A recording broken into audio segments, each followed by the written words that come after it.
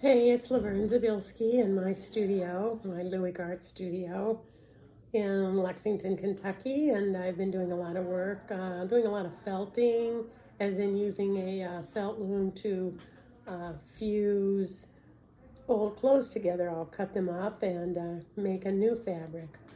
Looks like a tapestry, looks like a fabric. Maybe it's a tapestry. But this is kind of one of the pieces that I made back here. You can kind of see a lot of the fabric that gets sewn into it. That's a Ruana. But when I was cutting it out, I said this would make a nice book cover. So in the meantime, I had received a call for submissions from Art Connects that Silas House had written a short story called How to Be Beautiful. And he was interested in artists creating art that would be inspired by the story.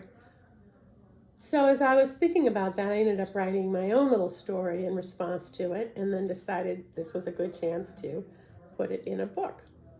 So I created an accordion book, and it's going to be in the show. Opens up this weekend at the Lexington Downtown Public Library. But it's kind of hard to read.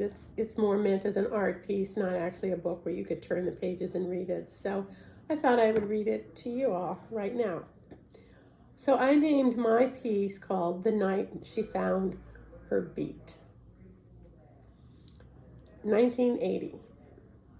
I'm pretty sure I was there that night when he learned how to be beautiful. Only it wasn't called the Oscar. It was Johnny Angel's. It had the same layout, and I danced all night.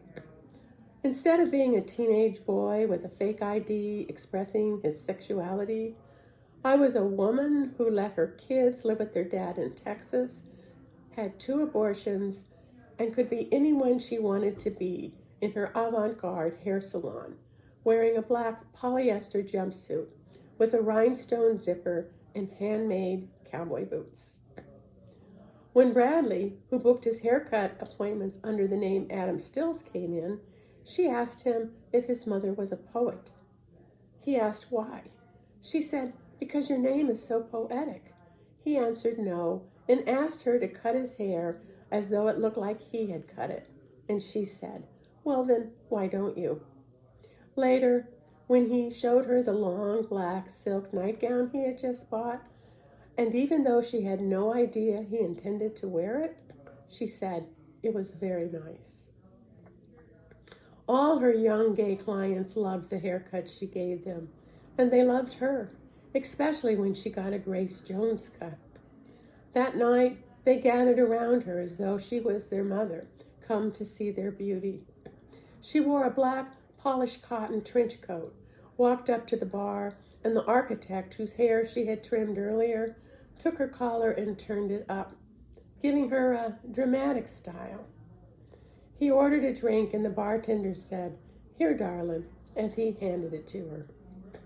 She walked towards the packed dance floor, where the music never stopped, and little bottles were passed around, and everyone took a whiff, making the pulsating music even more intense as a couple, high up in the bleachers, was moving and gyrating.